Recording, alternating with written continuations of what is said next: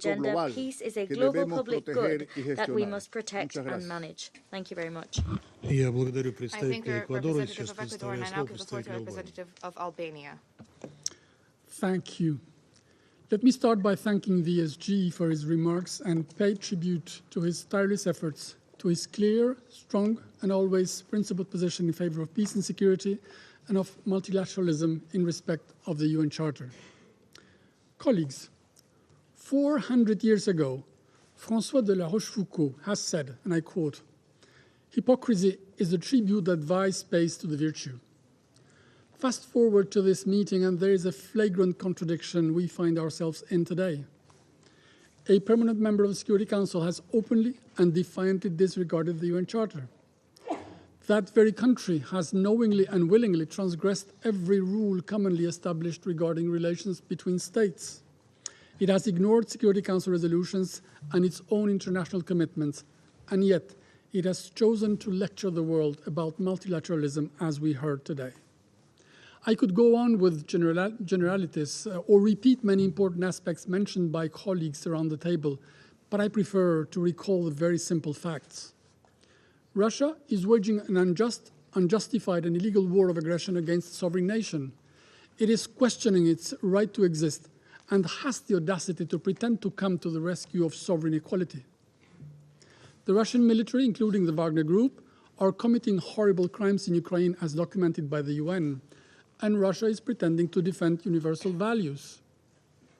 Russian missiles are destroying residential areas, killing civilians, flattening schools, health facilities, and other civilian infrastructure to force an entire country into submission.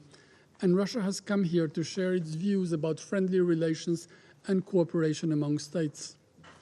If it weren't for the thousands of innocent victims, the millions forcefully displaced, for the countless children stripped of their dreams and deprived of their childhood, for the immense pain of those tortured, of women raped and families torn apart, it would have been a parody, something the Monty Python would have entitled Preserving the UN Charter the Russian Style, Shred It, and Store It 6 feet under. Unfortunately, this isn't a parody, and we cannot laugh. What has happened in Ukraine is a tragedy, a man-made catastrophe with serious security repercussions in Europe and detrimental ripple effects around the world. It represents the contrary of everything we stand for and everything that gets us together here. Therefore, no peace-loving nation will buy an artificial parallel reality engineered to transform the aggressor into a defender of the UN Charter, the arsonist into a firefighter, and the warmonger into a peacemaker. This is the real issue, and this is what we think we should be talking about, especially on this day. Colleagues, the ongoing war in Ukraine and the current global reality pose the fundamental question of multilateralism, its future and our ability to defend it. Almost 8 decades have clearly shown that multilateralism has been and remains indispensable to promoting peace and stability, uphold the rule of law, promote and protect human rights. Today, we need multilateralism more than ever because we know that global challenges require global solutions, that we can achieve more by working together rather than by pursuing our interests individually. No country alone, whatever its size and wealth, will be able to deal successfully with climate change, transnational terrorism, or future pandemics. This requires a genuine commitment to international cooperation, diplomacy, and compromise, and the firm recognition that no country can achieve its goals at the expense of the others. This requires defending and standing by what we have agreed, respecting international commitments and denouncing those who abuse and deform its spirit under the disguise of defending it. Colleagues, the UN needs reform to strengthen it, make it more efficient, more resultative, not to undo it. We do not want a world fueled by resuscitated imperial appetites, a world fragmented by new rivalries instead of one united in purpose. The number of poles will be meaningless and ridiculous if we fail to address the fundamental challenges posed by climate change and environmental deterioration. The UN General Assembly has confirmed several times that it will not accept a future where might dictates the right, that it will not be trolled by cynical semantics where an aggression is labeled special operation and crimes are disguised as special care. Yes, let's call a spade, since hypocrisy is nothing more than the audacity to preach integrity through depravity. And unfortunately, there was a ton of it from Russia today in a toxic mixture of everything that fits its propaganda. In particular, it has become a Russian obsession to refer to the Republic of Kosovo, a country recognized by more than half of the UN, to justify its unlawful actions in Georgia in 2008, in Ukraine since 2014, which, as we all know, is going on to this hour. The International Court of Justice has ruled that the independence of Kosovo is in accordance with international law. The same ICJ has asked for Russia to stop its war. Therefore, there is nothing that sounds hollower than the desperate effort to justify the unjustifiable and its attempt to hide behind the unacceptable. As we know, you cannot hide the sun with the finger, and today, once more, we did not hear anything on the key issue. Under which article of the UN Charter has Russia attacked its neighbor and has annexed by force parts of its territory? Colleagues, if we want to maintain the UN as the cornerstone of the multilateral world, we need to show respect for each other, not contempt. We need to show solidarity, not threats. We need to show diplomacy, to choose diplomacy and foster dialogue, not wage war. We need to work together, abide by our commitments, and we need justice through accountability for crimes committed and for the perpetrators to be held to account. In today's terms of urgency, this means that Russia must end its war, withdraw its troops from Ukraine, and respect its sovereignty and its territorial integrity within the internationally recognized borders. And I thank you.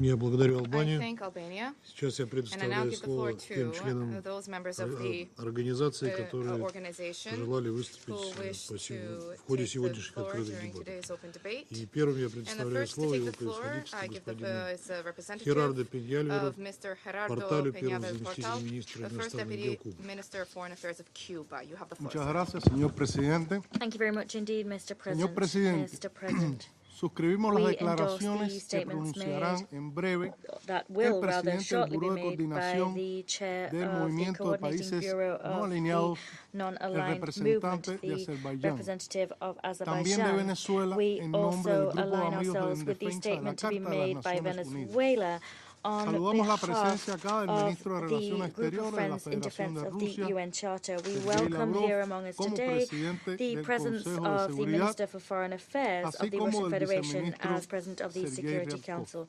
We also Agradecemos la recognize the celebración de Deputy este debate Minister. abierto We welcome the cuando se convening of this conmemora el Día open debate Internacional as del we mark the Multilateralismo y la International Day Diplomacia of para la Paz.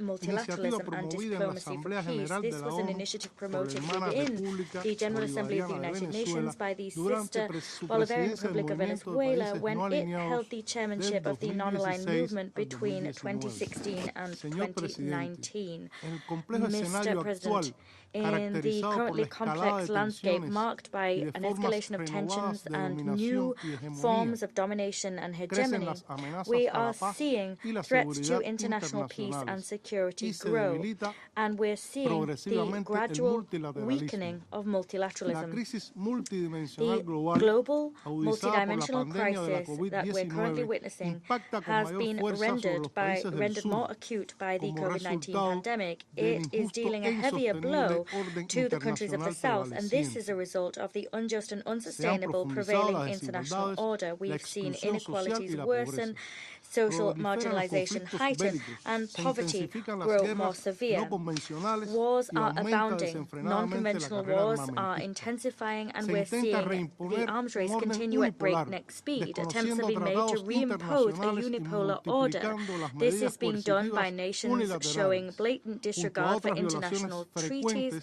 de la and Carta de by las their Naciones Unidas y increasing el derecho the application of internacional, unilateral que coercive socavan la measures. coexistencia And pacífica these entre join las other naciones. frequent violations of Ante the esta grave United realidad, Nations Charter se and reafirma la international necesidad law. de aunar These violations esfuerzos undermine para the peaceful fortalecer el coexistence of nations. multilateralismo, In la the face of this cooperación grave internacional reality, we y la reaffirm the need solidaridad to para pool enfrentar efforts to los strengthen desafíos multilateralism, comunes. international Urge emprender cooperation, and transformaciones solidarity to tackle common profundas challenges. There is an de la urgent need Organización de to Naciones usher Unidas in wholesale que nos transformations of permitan the United avanzar Nations hacia un orden organization internacional in such a way as democrático, to allow us to move justo, towards an equitativo y international democratic respetuoso de order la which is igualdad just, soberana de equitable, los and which Estados, respects the en sovereign equality of beneficio de las states, generaciones and this for the benefit presentes of y present futuras. and future Debe generations. promoverse una cultura de We paz must que promote a garantice culture la of peace, seguridad one y which el bienestar de guarantees the nuestras security and naciones. well-being of Debe our nations. revitalizarse y We fortalecerse must el papel de la revitalize and Asamblea strengthen the General de las role Naciones of Unidas the UN General sin Assembly intromisiones del without there Consejo de being Seguridad any en su interference labor. of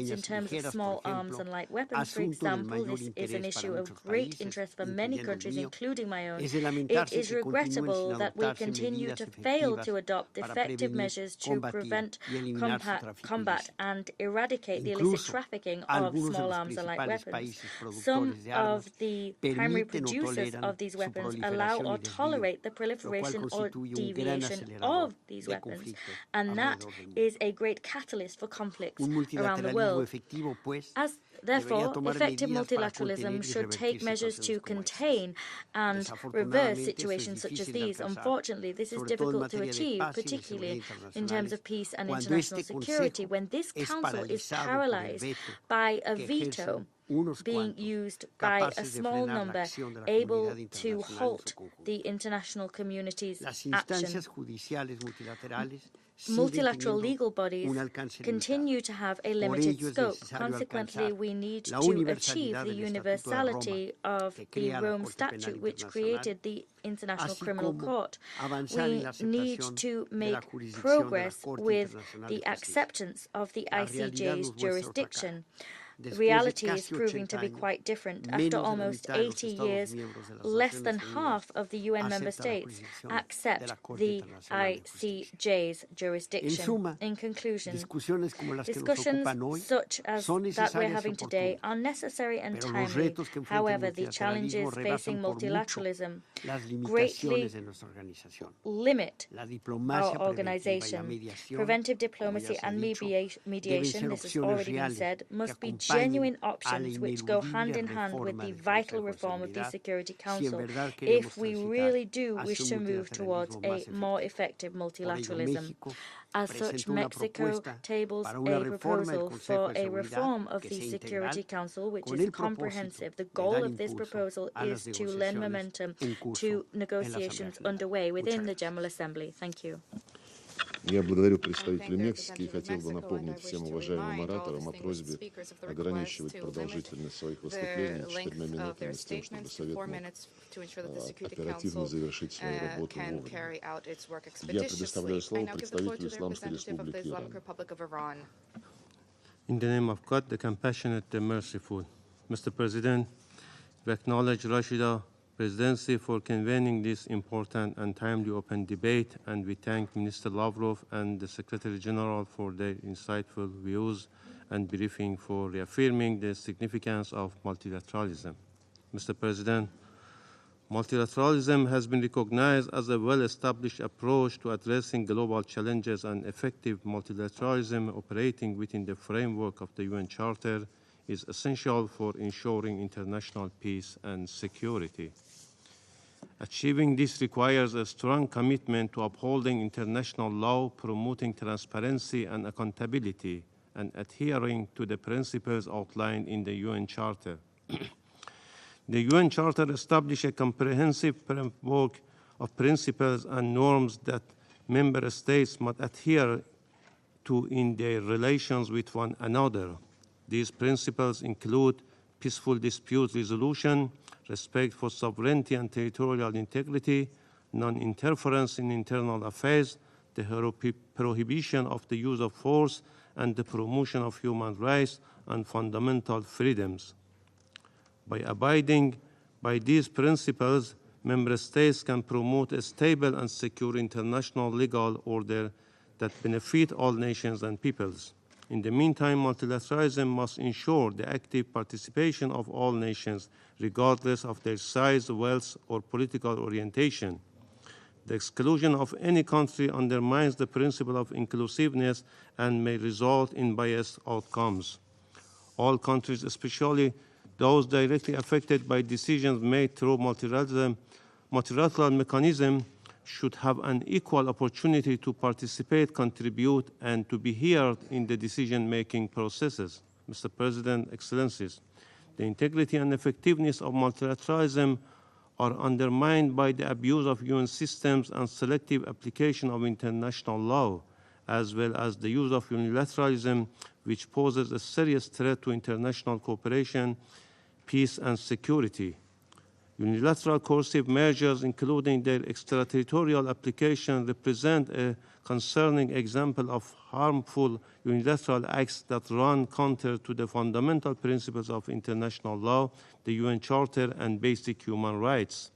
These illegal measures have far-reaching humanitarian consequences and can undermine diplomatic efforts aimed at resolving dispute and promoting cooperation. Within this context, the United States' unilateral withdrawal from the JCPOA reimposition of illegal unilateral sanctions on Iran is coercion of the other countries to engage in these illegal actions, and defiance of International Court of Justice order are striking examples of how much harmful unilateral acts violate the UN Charter, undermine the UN systems, and threaten the multilateralism. In this recent judgment on 13 March 2023, in the case of concerning certain Iranian assets, the International Court of Justice has declared that the United States has violated its international obligations to the Iranian people by imposing unilateral sanctions that are deemed illegal under international law. The ICJ's ruling is final and binding, requiring the U.S. to comply with this decision. In conclusion, Mr. President, collaboration should be the cornerstone of multilateralism rather than confrontation. Collaborative approach fosters trust, builds consensus, and promotes sustainable solutions to global challenges. Through collaborative problem solving and engagement with all parties, multilateralism can effectively address the challenges facing our world today. In this context, diplomacy, dialogue, and negotiation should be the preferred means for resolving dispute among member states. I thank you, Mr. President. Я благодарю представителя Исламской Республики Иран и приглашаю выступить представителя Египта. الوزير سيرجي لافروف. السيد الرئيس، أهنئكم على رئاسة مجلس الأمن للشهر الحالي وعلى اختيار هذا الموضوع الهام. We wish to congratulate you on your presidency of the Security Council this month of April, and we commend you for the choice of the theme for today's meeting.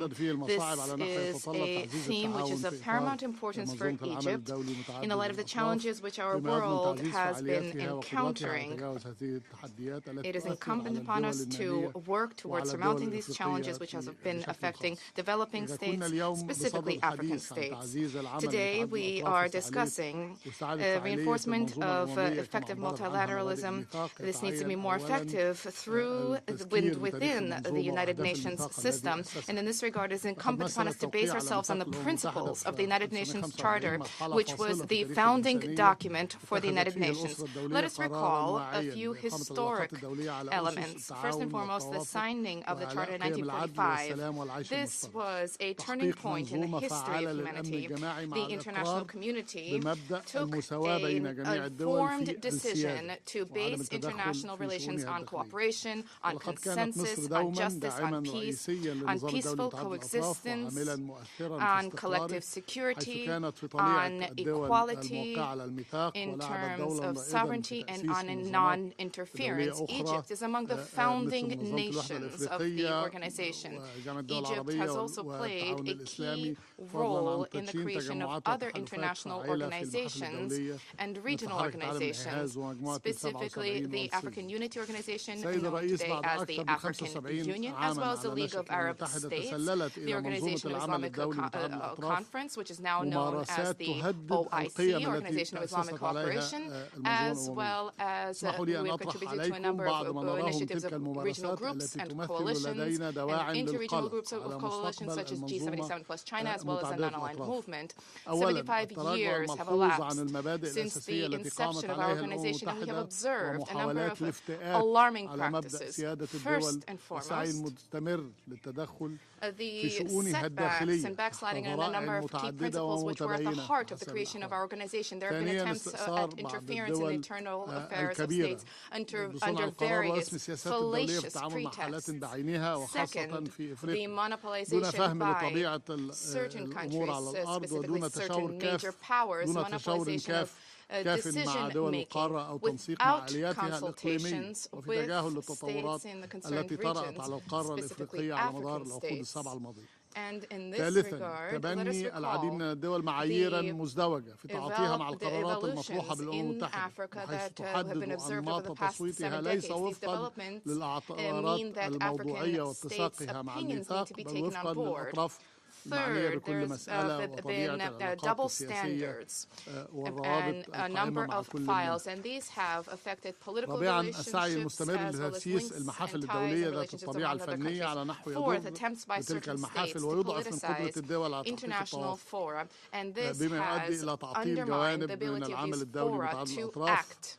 مثل And التجارة this الدولية، العمل has التنموي undermined وسبل international مواجهة التغير multilateralism, المناخي. specifically through خامسا international المحاولات trade المستمرة لتقليص as الدور part القيادي of الرئيسي development and لكافة الدول countering climate وإسهامها في change. العمل Fifth, الدولي متعدد الأطراف في مختلف the الموضوعات لصالح attempt أطراف by أخرى غير حكومية، some وهو to تطور downplay بالغ the الخطورة. role فمع إقرارنا بدور of المجتمع states المدني by وغيره من الأطراف attributing غير greater الحكومية، importance to the إلا أن actions of هذا الدور non-state يتعين actors. أن يظل This داعما is للجهد particularly الحكومي alarming ومكملا if a لجهود number of الدول وليس non-state بديلا actors عنها have أو an خصما opportunity منها. to play a السيد positive الرئيس role ترى in مصر some أن files. This الإصلاح does not الشامل mean لمنظومة that they can replace states الدولية or to المتعددة الأطراف لن يتأتى engage سوى in من or خلال بعض to الخطوات compete with الضرورية states. منها Mr. President, توصل الدول الأعضاء إلى قناعة overall reform of بأنه the لا سبيل للعيش international المشترك وإعلاء multilateral قيم system العدل needs to be based والمساواة on the إلا عبر following. العودة إلى Number مبادئ one, الميثاق all states need بوصفها أساس to التوافق be الدولي المؤسس convinced of للمنظومة the الدولية need الراهنة for peaceful مع العمل على coexistence based تطوير on هذه justice and المبادئ لمواكبة equality. التحديات To achieve التي this, تواجه there البشرية. is a need to revert ثانيا back to the العمل الفوري principles على of the إصلاح Charter of the منظومة United الحوكمة Nations الاقتصادية to العالمية في قلب counter منها منظمات the بريتن various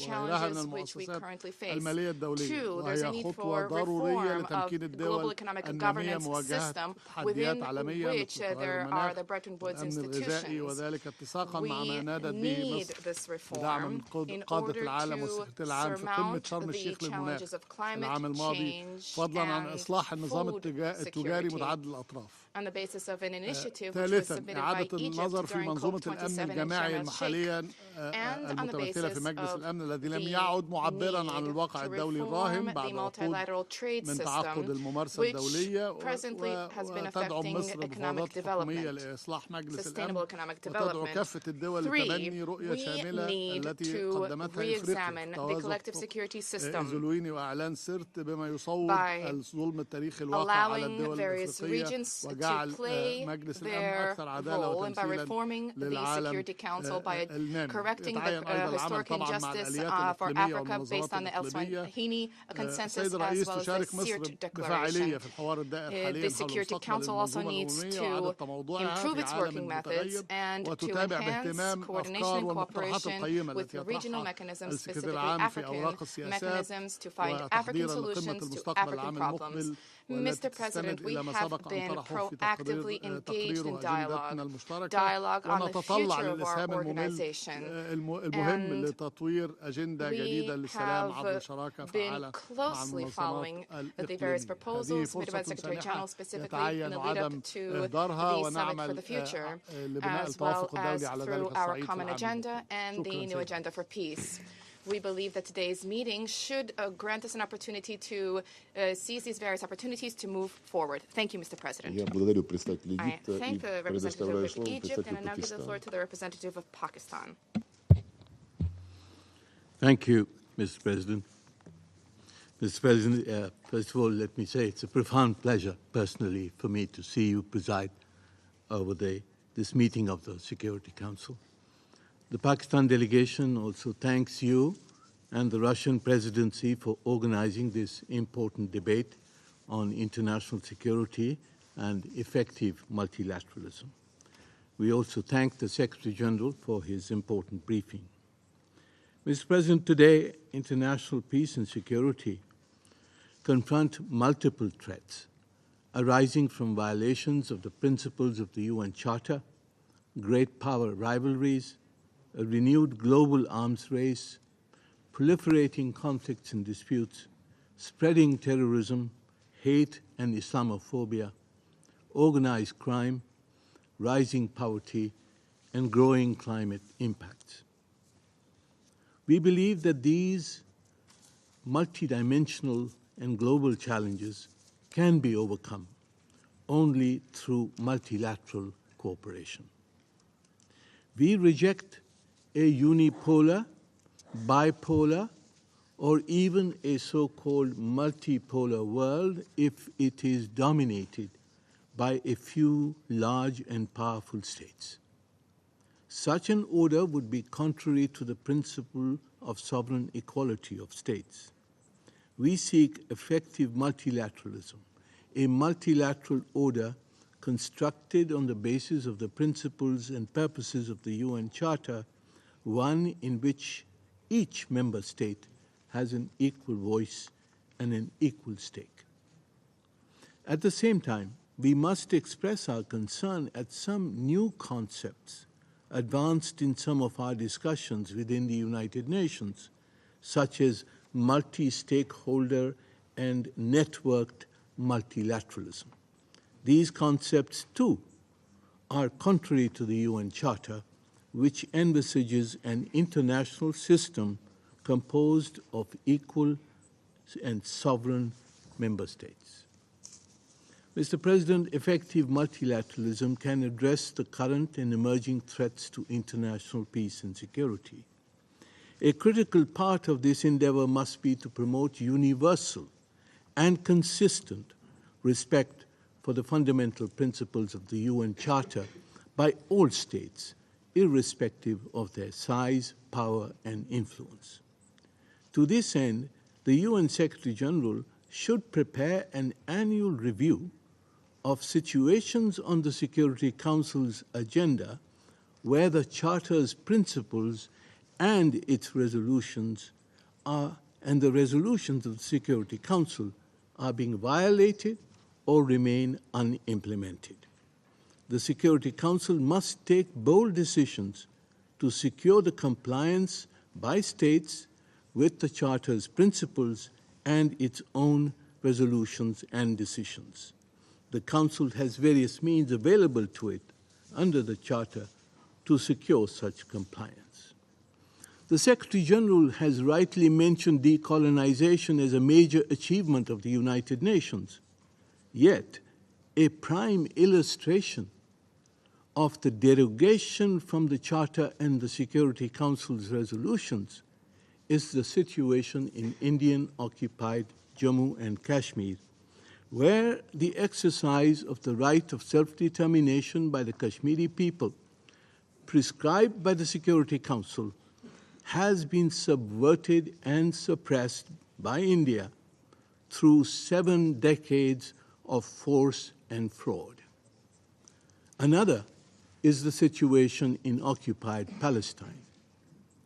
Protestations of commitments to the UN Charter ring hollow when no action is taken to redress these blatant violations of the UN Charter and resolutions of the Security Council on 2 issues which have remained on the agenda of the Security Council for the last 75 years.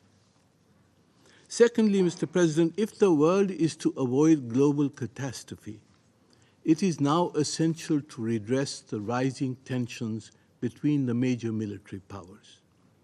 We hope that a sincere effort will be made to end the war in Ukraine on the basis of the Charter and international agreements. We hope that tensions will not be further provoked in Asia. We are concerned at the expansion of military alliances and the escalation of military expenditures and capabilities. These developments also threaten peace and stability in South Asia and the Indian Ocean. Mr. President, the summit of the future next year should reaffirm the solemn commitment, especially by the militarily significant states, to refrain from the use or threat of use of force, respect the UN Charter's principles, implement Security Council resolutions, restrain military expenditures and provocative deployments, and eschew military blocs and alliances. Mr. President, rising global tensions have undermined the entire edifice of arms control and disarmament. An uncontrolled arms race, which now encompasses several new weapons and new domains of competition, will sooner or later lead to a disastrous conflict involving states armed to the teeth with conventional and nuclear weapons.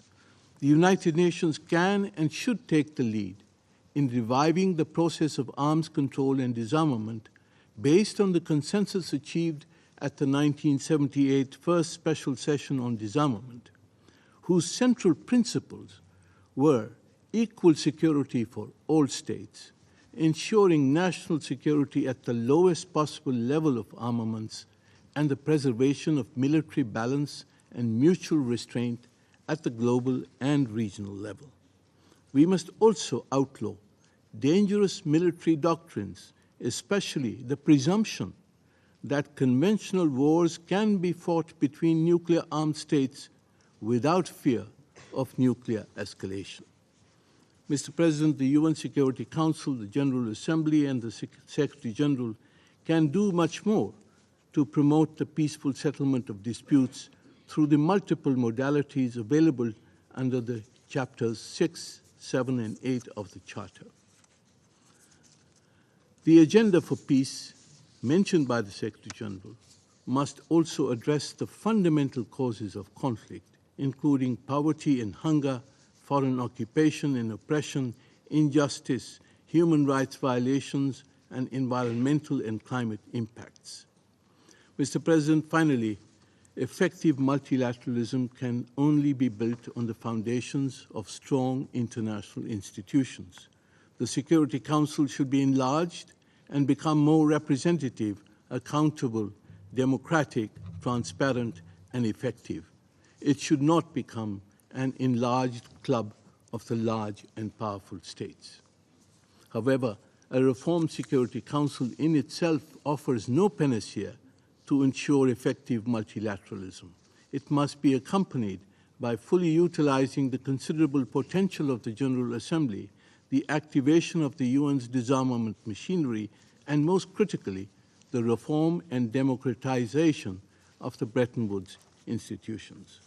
Mr. President, effective multilateralism, in short, must be comprehensive, inclusive, and equitable. Pakistan will work assiduously to promote such effective multilateralism, including in the preparations for the Summit of the Future next year. I thank you, Mr. President. Я благодарю представителя I thank the Пакистана и representative of приглашаю Pakistan, выступить and I now представителя invite the Филиппин. representative of the Philippines to take the floor. Thank you, Mr. President. I would like to thank Your Excellency Sergei Lavrov, Minister of Foreign Affairs of the Russian Federation, for convening today's Security Council open debate on multilateralism. I would also like to thank the Secretary General for his briefing. President Ferdinand R. Marcos Jr. had stated that, and I quote, "Amidst challenging global tides, an important ballast stabilizes our common vessel. That is, our open, inclusive, and rules-based international order that is governed by international law and informed by the principles of equity and of justice." Close quotes. With that in mind, and as a proud founding member of the United Nations, the Philippines reaffirms its commitment to the Charter of the United Nations, its principles, and firm adherence to the rule of law among nations. We reject any attempt to deny or redefine our common understanding of these principles. The landmark 1970 Declaration on Principles of International Law concerning friendly relations among states represents our common understanding of these principles in multilateralism, and international law is a great equalizer. The Philippines, for its part, has exerted utmost efforts to reinforce the predictability and stability of international law in addressing challenges to peace and security. International law provides a strong basis for dialogue and consensus in addressing differences. With the 1982 UN Convention on the Law of the Sea, we provided an example of how states should resolve their differences through reason and through right. Resorting to peaceful settlement of international disputes through arbitration and credible and competent international tribunals plays a key role in the interpretation of international norms and should not be seen as an unfriendly act among civilized nations. Defending the Charter means adherence to its fundamental principles, compliance with international tribunals, as well as active engagement with the UN processes, including through the Special Committee on the Charter of the United Nations, to ensure constructive outcomes. I take this opportunity to highlight the Manila Declaration, which reaffirms fundamental principles of the UN Charter, among others, the obligation of all states to settle their international disputes by peaceful means in such a manner that international peace and security and justice are not endangered. As an initiative of non-aligned countries, the Manila Declaration remains as relevant as ever as we confront complex interrelated challenges to the rule of law and the UN Charter, including in the context of the new agenda for peace. Fundamental to an effective multilateralism is an inclusive, transparent, reformed, and representative Security Council. A reformed council must be able to respond decisively and swiftly to 21st century challenges and threats to international peace and security. It should highlight improved working methods aimed at greater participation of non-members. It also involves enhanced consultations mechanism between the Security Council and regional groups and subgroups. I conclude by underscoring that for the Philippines, a people-centered multilateralism must thrive as a unifier and as a platform for inclusion and empowerment of nations and their citizens. People-centered multilateralism must be a constant, even as we continue to face global challenges amidst geopolitical tensions and strategic competitions. Multilateralism will be effective if we adhere to the principles that we deeply cherish: non-aggression, non-interference, peaceful coexistence, respect for sovereignty and territorial integrity, and equality and mutual benefit. Thank you, Mr. President. Я благодарю представителя Филиппин и приглашаю выступить представителя Сирийской Арабской Республики. شكرا سيد الرئيس. أود بداية أن نرحب بترأس معالي السيد سيرجي لافروف وزير خارجية الاتحاد الروسي بهذه الجلسة ونتقدم بالشكر للوفد الروسي على عقد هذه الجلسة الهامة في توقيتها ومضامينها ودلالاتها. ينضم وفدي holding this important meeting that is timely and substantive. First of all, we would like to align ourselves with the statement of Azerbaijan on behalf of the non-aligned movement and the statement of Venezuela on behalf of the group of friends in defense of the Charter. Mr. President, الواجهة الأساسية the United Nations has been, since its inception 80 years ago, the face of multilateralism. The United Nations has directly contributed to peaceful settlement of conflicts, decolonization, peacekeeping and peace building, promoting the efforts towards the non-proliferation of weapons of mass destruction and counter-terrorism. The Charter of the United Nations is very clearly categorized and includes specific benchmarks regarding the mandates of the main bodies, namely the General Assembly, the Security Council, and the other organs established by virtue of the Charter. The Charter also has a number of provisions related to the mechanisms and mandates of all those bodies which are ideally mentioned. Thus, we have to abide by the mandates of those bodies, and those bodies should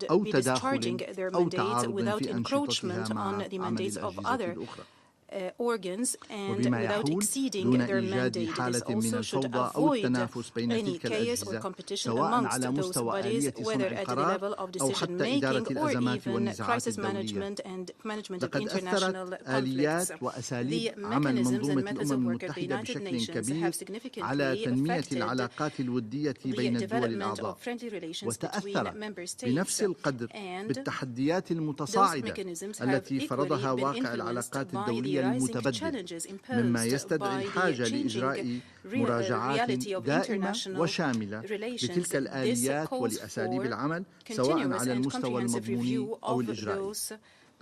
إن المقومات الأساسية لنهوض بعمل الأمم المتحدة تتمثل في تجسيد معاني التعددية الحقيقية عبر تعزيز قيم السلام وتسوية النزاعات بالطرق السلمية والمساواة في السيادة بين كافة الدول الأعضاء والتنمية والتعاون الاقتصادي فيما بينها وحماية المنافع المشتركة.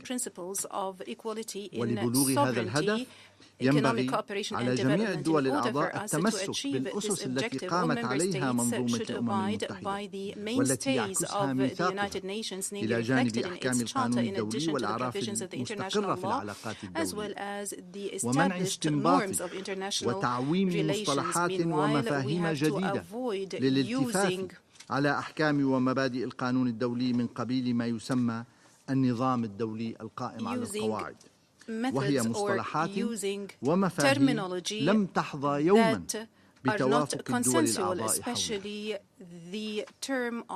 إن تطوير وتحسين عمل الأجهزة الرئيسية لمنظمة الأمم المتحدة يتطلب المزيد من الموضوعية والتخطيط الرشيد لإدارة مناقشاتها ومعالجة البنود التي يتم إدراجها على جدول أعمالها. ففي السنوات الأخيرة شهدت الجمعية العامة ازديادا ملحوظا في عدد البنود المدرجة على جدول أعمالها، كما ازدادت وبصورة غير مسبوقة عدد القرارات المتخذة دون توافق في الآراء، واللجوء في العديد من الحالات إلى الدفع باتجاه التصويت عليها على الرغم من المعرفة المسبقة بوجود جوانب خلافية جوهرية على المستويين المضموني والإجرائي. كما شهد مجلس الأمن استقطابا سياسيا حادا تعمد من خلاله بعض الدول الدائمة العضوية إلى إعادة ترتيب مسائل ذات الأهمية وخلط الأولويات، وذلك ضمن مساعيها لحرفه عن غرضه الرئيسي في حفظ السلم والأمن الدولي نحو تسخيره لخدمة حساباتها السياسية الضيقة وأجنداتها الهدامة. السيد الرئيس، لقد واجه النظام المتعدد الأطراف الذي تجسده منظمة الأمم المتحدة خلال العقدين الماضيين تحديات جمة خلال تعامله مع عدد من الأزمات السياسية والاقتصادية والاجتماعية، وقد تجلى ذلك في الفشل الذريع في منع الغزو الأمريكي للعراق في عام 2003 وفي عدم القدرة على إنهاء مأساة الشعب الفلسطيني الرازح تحت الاحتلال الإسرائيلي منذ عقود، وفي مواجهة تزايد التهديدات الإرهابية وتفشي الجوائح والأمراض وتفاقم المعاناة الإنسانية جراء الفقر والجوع والعطش وفقدان الرعاية الصحية. إن الحفاظ على التعددية الحقيقية يقتضي إصلاح الهياكل الحالية وفي مقدمتها توسيع مجلس الأمن بما يعكس التمثيل الحقيقي والواقع الجديد للعلاقات الدولية، وإصلاح المؤسسات المالية الدولية كصندوق النقد والبنك الدولي بما يجعلهما يلبيان مصالح الدول النامية وبخاصة دول الجنوب. كما يقتضي أيضا التصدي وبشكل فاعل لمحاولات التلاعب بأحكام الميثاق وتجاوزها أو إساءة تفسير أحكامه لتبرير التدخل في الشؤون الداخلية للدول الأعضاء أو تفعيل أو افتعال وتسعير صراعات دامية ونشر الفوضى والإرهاب ومضاعفة معاناة الشعوب وتركها بعيدا خلف ركب التنمية. السيد الرئيس، لقد وقعت بلادي سوريا خلال العقد الماضي ضحية لفقدان التعددية الحقيقية والاستغلال بعض الدول لمنظومة الأمم المتحدة منصة لخدمة سياساتها العدائية والتدخلية في شؤونها، إذ تركت سوريا وحيدة في مواجهة تهديدات أعتى التنظيمات الإرهابية شراسة، ونهبت مواردها وثرواتها الوطنية على أيدي قوات أجنبية تتواجد بشكل غير شرعي على أراضيها، وتفاقمت المعاناة الإنسانية لشعبها جراء إجراءات قسرية أحادية لا شرعية ولا إنسانية ولا أخلاقية فرضتها عليه الولايات المتحدة والاتحاد الأوروبي، وأثرت سلبا على كافة نواحي حياته وخلفت عددا كبيرا من النازحين واللاجئين. كلها جوانب تمثل انتهاكات فاضحة لمبادئ are staggering and egregious violations of the principles and purposes of the Charter of the United Nations.